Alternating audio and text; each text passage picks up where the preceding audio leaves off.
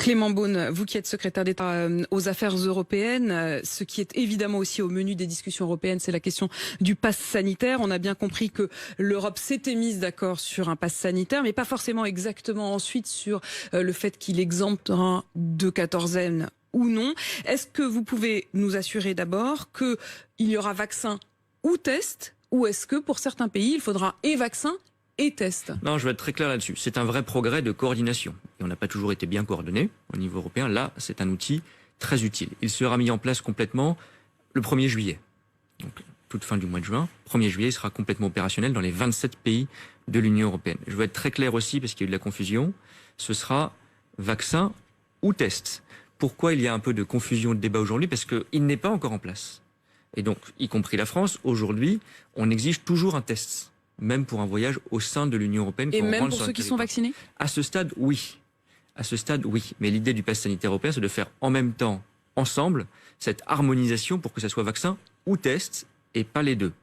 Et nous prendrons nos propres décisions nationales pour peut-être anticiper un peu, commencer à avoir des voyages plus faciles.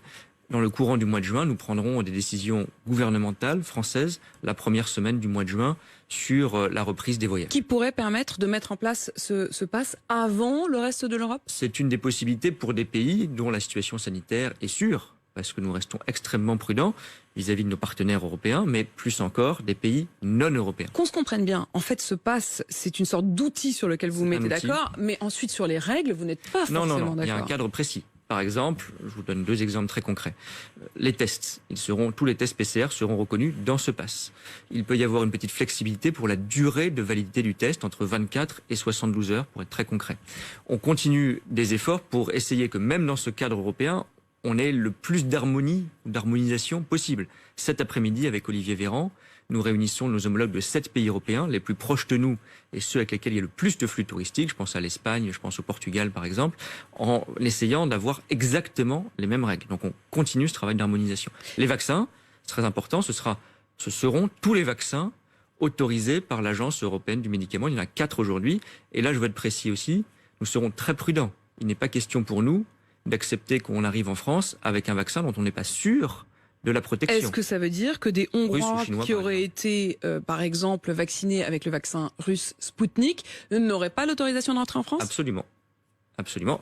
Ils peuvent faire un test, bien sûr. Mais le vaccin, dans ce cas précis, ne suffira pas, qu'on vienne de Chine, du Chili, de Hongrie même, au sein de l'Europe, parce que nous voulons être sûrs que les gens qui sont en France pour la saison touristique soient bien protégés. Le pass sanitaire ne voudra pas dire qu'il n'y aura pas de quatorzaine?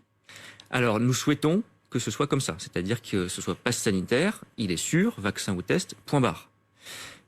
C'est juridiquement possible que quelques pays rajoutent une quatorzaine, mais c'est pour ça qu'on fait cette coordination avec Olivier Véran ces jours-ci, cet après-midi et dans les prochains jours, pour s'assurer qu'on ne rajoute pas des mesures supplémentaires. Je crois que quand on a la sécurité sanitaire d'un côté, la simplicité du pass, il ne faut pas en rajouter, il faut qu'on respire, qu'on soit prudent.